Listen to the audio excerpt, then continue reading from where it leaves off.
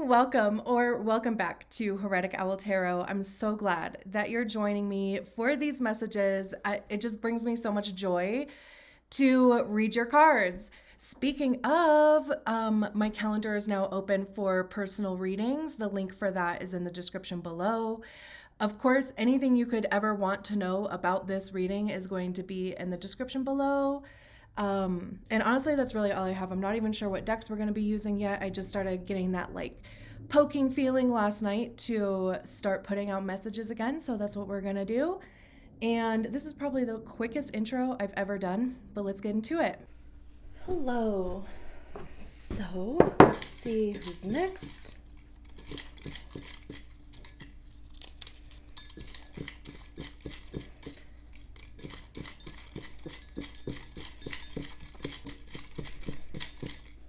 All right.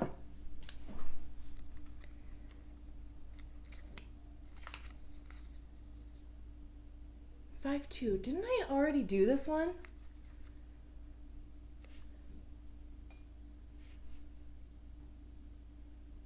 Didn't I? I did. That is so funny. I wonder... I don't know. But I'm leaving it in there because I don't know. That is so funny. I apparently just put it in the wrong bowl.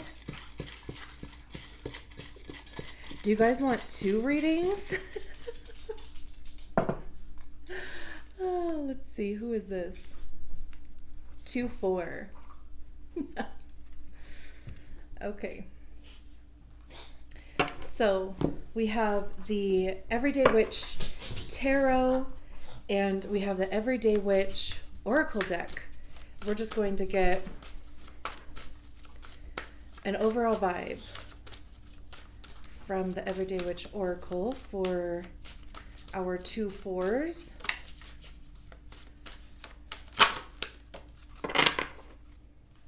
You know, this happened during, I think it was the Sagittarius reading, where it was a shit show at the beginning. And it's interesting because, you know, especially when I sit down for these readings, you know, like I kind of sit here, get grounded, get into, you know, the energy of the space. Everything is part of the message, right? And it's hard for me to not, you know, kind of take the energy personally because it's, you know, I'm the one that's right now experiencing it in this moment as I'm talking.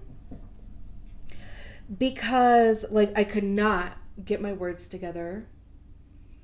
It's like I was talking, but where those words were coming from, I have no effing clue. Which is really kind of interesting because then when I became conscious that I was talking, I was like, what am I even talking about? So, and then I was like, you know what? Screw it. Maybe, you know, like maybe the energy is not available right now to do this reading. I put this back in the deck. I was going to shuffle it again because, you know, like you guys wouldn't have known that. Right? I mean, even the beginning with the 5-2 coming out, it just started weird, right? So I don't know. I mean, maybe that's an energy that you find yourself in. It's like being, you know, mentally overwhelmed, and almost too like how that mental overwhelm can just spread to other things to where it's not even necessarily being rational. And then I literally had to sit here for a second because I'm like putting everything away and I'm like, F it, right? Like I'm not going to do it. I don't want to be judged either for this being a bit of a mess, you know, all of the things, right? But then I'm like, no, I'm going to show up exactly as the energy is coming through. That is exactly how I'm going to show up. And honestly, even just by saying that out loud, I feel even more grounded. I feel, you know, even like the vibration that was in my chest which for me, that's like anxiety, but it's like my vagus nerve being hit is how it feels, like just taking shots to the chest. But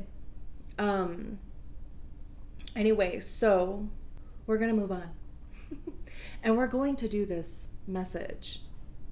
Just a quick overview of the 2-4 profile.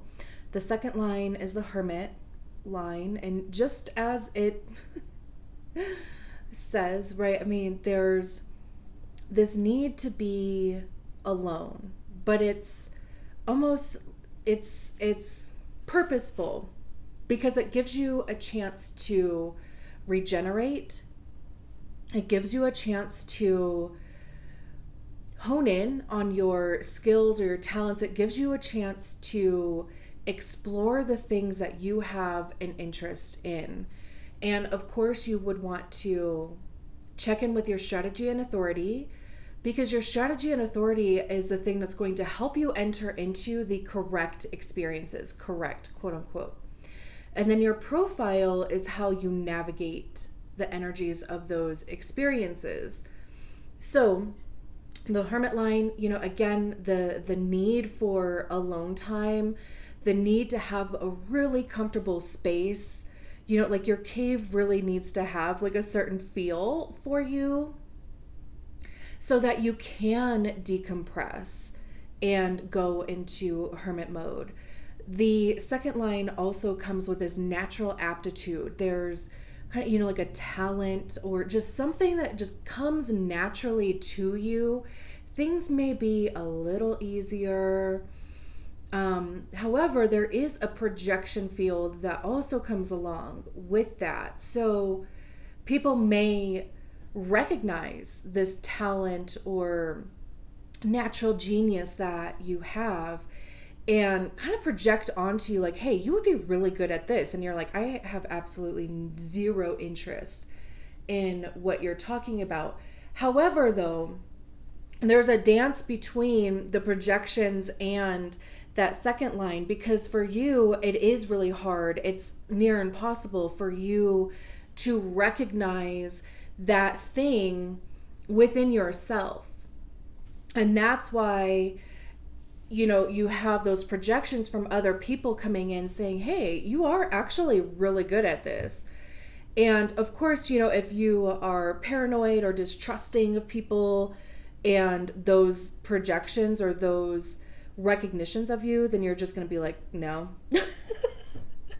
So, like I said, there's kind of a fine line. There's an intricate dance between that.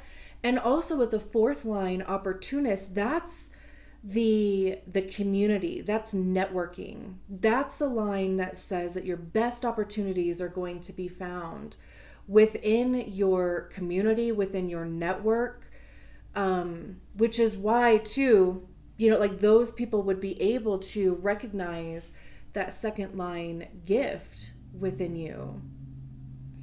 So again, there's this dance happening between those two lines. And again, right, your best opportunities are going to be found within your network, within your community, word of mouth. It's not necessarily like your bestie by any means, but just people that are familiar with you. Is there anything else I want to mention? I think we're good. So, like I said, I already shuffled. I'm not even sure if at this point I'm cutting out that part where I shuffled and got this card out. If I did, just know I did shuffle. You're going to have to trust me. Because I'm definitely cutting out part of that. Because honestly, that part was definitely a mess. So what came out was meditation for clarity. And I love this because even too, like me sitting here, like I was saying in the beginning, and how just, my mind was all over the place. My nervous system was on overdrive. I literally had to sit here for a second and ground myself quiet those thoughts down. Like, do that whole, where am I? What time is it? Like point out tangible things, touch real stuff, right? Like be in real time. And I also love how on this card they're looking at their reflection. So, there's a water element here. If there's a possibility to get around water, certainly do that. If it's warm enough where you are, or going to a spa or something along those lines. But meditation for clarity, it has this feel for me of getting quiet enough to hear yourself, and which is very Hermit card. We have the Knight of Swords, Five of Swords, and the Moon. 3 more. I don't know why, but I feel like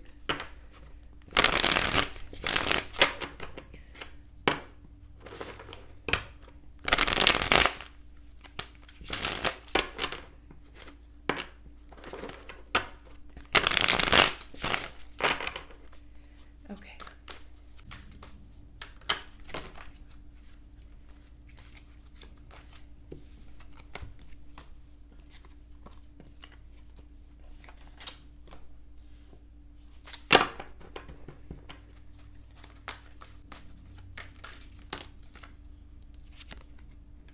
That's interesting. They came out in reverse, and we'll keep them reverse. We have the Nine of Wands, the Devil, and one more. Wheel of Fortune, and the Seven of Swords at the bottom of the deck. Okay. I can see why there would be a need for this meditation for clarity. I'm actually even kind of curious what the book says, because let's just get as much information as we possibly can. It does say clarity, right? Yeah. There it is. There's like a meditation for creativity, meditation for peace and serenity, but I couldn't see, I couldn't see meditation for clarity. It can be hard for us to see things clearly. And the closer we are to them, the harder it can be. This is especially true when we are looking at ourselves or at the important issues that affect our lives. When strong emotion is involved, that makes it even tougher. But that doesn't mean it is impossible. Just that we have to make a special effort to reach for clarity. Yeah. I feel like that's kind of what I was even saying, like at the beginning with my little experience over here. I also love the similarity between this card and the Moon card. We'll get there. I know, but I think that's even more confirmation or validation.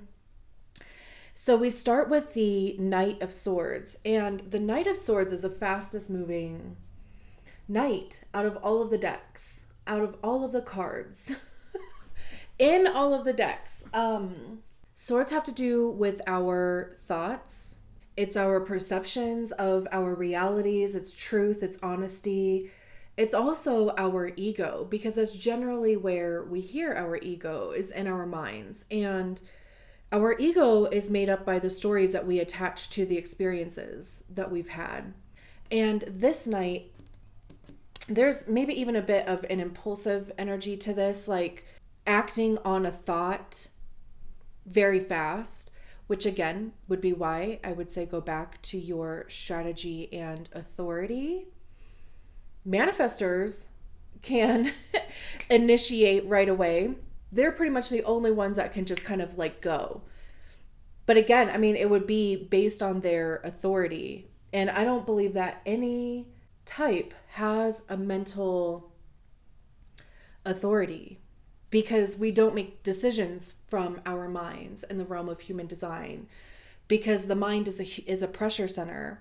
So it's like as soon as that thought comes into our mind, there's the immediate pressure behind it to do something with it. And Sometimes we don't even need to do anything with a thought. It's just the thought, right? Again, which is also why meditation is so great for, trying to calm that, or at least get those things organized.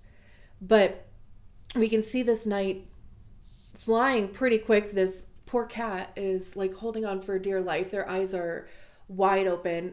These crows or birds are getting out of this knight's way. They're just, there's this look of determination on their face and like focus. So there could be or could have been something that at one point you had a lot of energy behind, a lot of mental energy. And I love even too the connection between meditation for clarity and starting out with a swords card, even ending with a swords card, because at one point you might have felt clear, you might have felt excited, empowered. This is also acting on like a new perspective, having a new lease on life. But with it paired with the 9 of Wands and in reverse, it's like you might be feeling a bit burnt out. You might be feeling a bit defeated also, because the 9 of Wands and the upright talks about, it's the wounded warrior. It says that the end is near and it's fine to take a rest, but keep going, right? Like completion is literally one wand away with the 10 of Wands. But in the reverse, this is saying that, again, you might be feeling defeated in some capacity of your life. Wands having to do with action, communication, desires, creativity, passion. Fire is about motivation too. It's information, whether we're getting it or giving it. And I see the ones as being those life experiences, because that's how we gain experience, right? Is by actually doing something, by taking actions towards a thing. And then it works out or it doesn't. Either way, it's life lessons. It's information along the way, right? So again, this Knight of Swords, whatever it was that kind of had you moving, kind of quickly towards it, or even excited, focused, determined, it may not have just kind of turned out the way that you thought. And now it's like, the air's been taken out of your sail. Even maybe wanting to give up, not wanting to continue on this path to some degree, in some capacity. We have the 5 of Swords, again with the swords, right? And the 5 of Swords is about conflict. There could be other people involved. I see it as being the card of, it's like a battle of wits. And there's one person on this card who is controlling all of the swords. Now, this can go a few different ways, right? I mean, this could be you. This could be somebody else. Either way, this person could be controlling all of these swords because they came prepared. There's a cat down here with their paw on a book. Like you could have put in the time and effort to study this thing in order to be able to,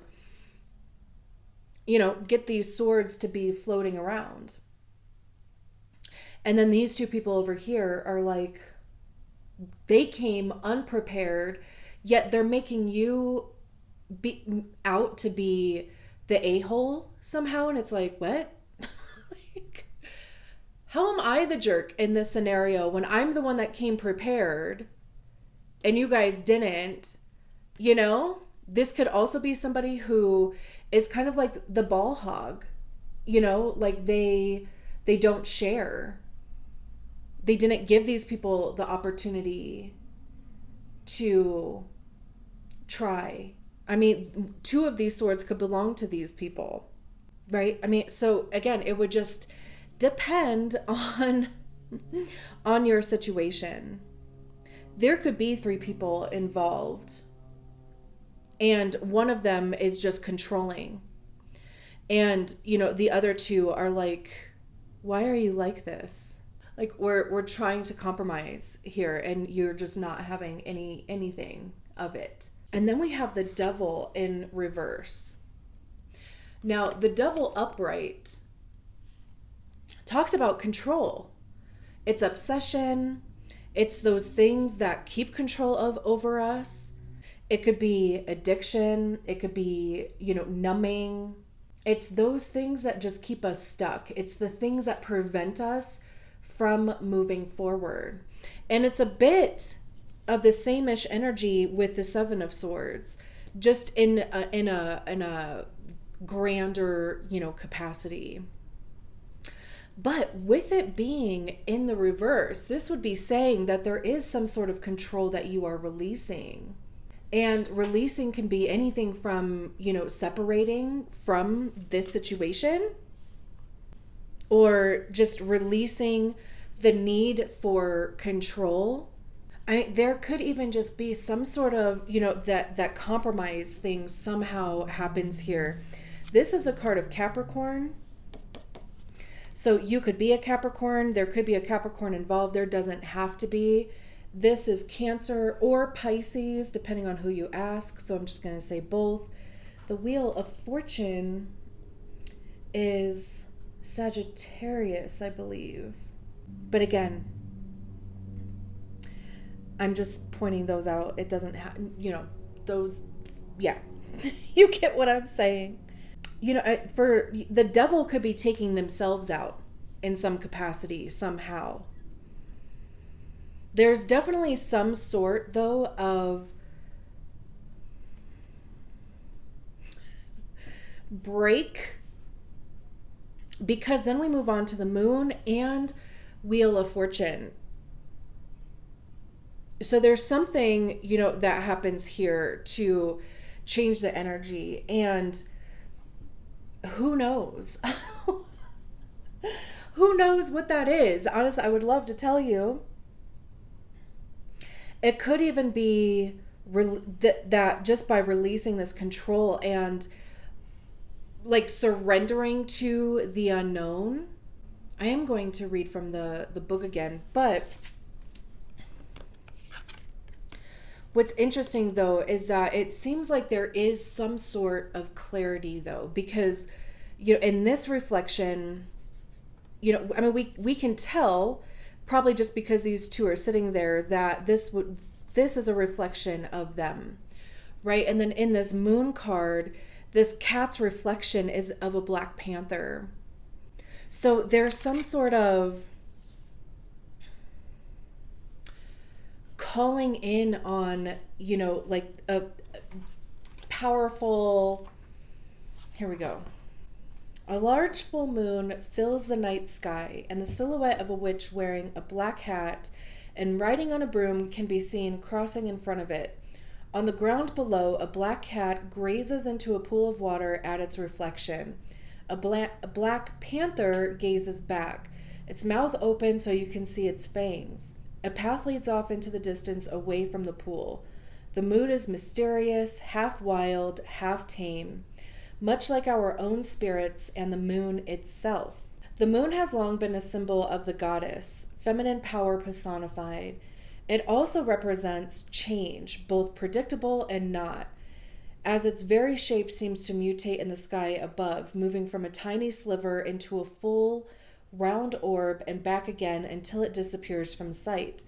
The Moon card may carry with it a suggestion that there are unseen forces at work, mysterious and impossible to foresee. It can also indicate someone who is torn between their two natures, tame or wild, practical or creative. Can you embrace them both, or must you choose? Only the moon knows, and she's not telling. The Moon card often indicates a time of, or feeling of uncertainty. Have you been restless, torn between two paths? Perhaps now is a time to choose which aspect of yourself will show its face to the world. If you have been having nightmares, perhaps your subconscious is trying to send you a message. Make sure you're listening. The Moon card may herald a time of flux and change, neither good nor bad. It simply warns you to look carefully at the reflection in the water. What hidden secrets will it reveal if you are daring enough to gaze directly at the moon's face?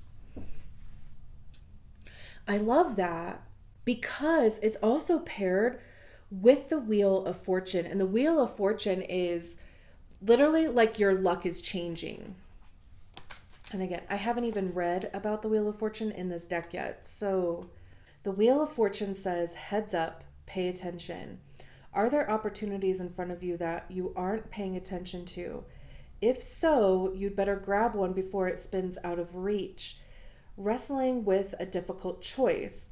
This card could help you make the decision, but it does remind you that fortune favors the bold. If you don't choose, the universe will probably choose for you. Sometimes a Wheel of Fortune is simply a warning that something unexpected is coming.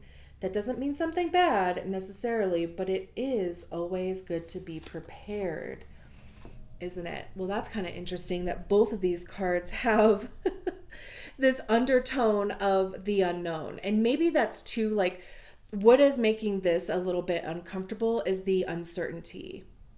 And let me say, I get it, because I have the left angle cross of uncertainty. So I'm never going to be sure about anything. But the gift is, though, that I can help other people be more certain. Not in your reading, though.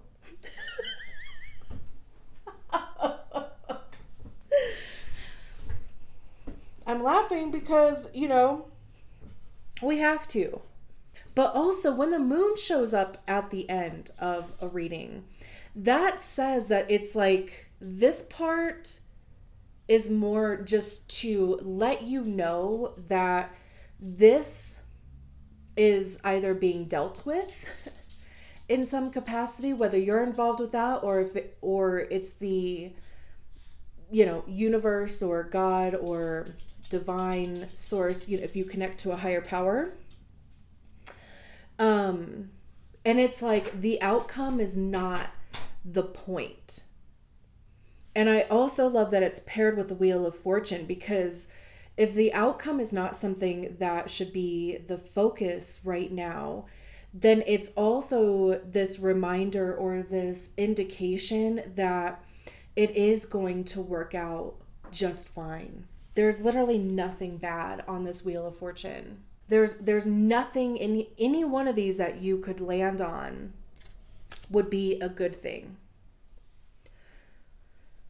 I always see the Wheel of Fortune as being a good card. I don't care where it shows up anyway. So I also love that it's at the end with these two cards that are in the reverse. So again, like whatever the situation is, there is a resolution, but the resolution is not the point. And then we have the Seven of Swords at the bottom of the deck. And the Seven of Swords to me is the card of us fooling ourselves. Like I said, right? Swords having to do with ego. This is when your ego puts you in a tailspin. It's all of those self-sabotaging things. It's all of the negativity, the shame, the doubt, the guilt, all of those lower type energies that keep us stuck or prevent us from taking risks. This is, doing stuff sneakily. This also, kind of has an undertone of manipulation, betrayal, so if there are other people involved, this could certainly be you, but it could be somebody else. We have the Emperor behind here. So this could have something to do with an Emperor energy. And, the Emperor could be standing in the way of something. The Emperor is a card of Aries, but they are an authority. It's the divine masculine too. So, it's initiation, it's go-getting, it's giving. This could be a father figure or just somebody in your life that has an authority over you, and it's like trying to, I keep hearing like cheat the system, and cheat by way of like getting around it. in some capacity, like working around it in some capacity. We have the Four of Pentacles. Oh, I'm trying to like see what else is going on back here. The Four of Pentacles is, holding on a bit too tight, not budging. Pentacles have to do with our money. And that could be, what this is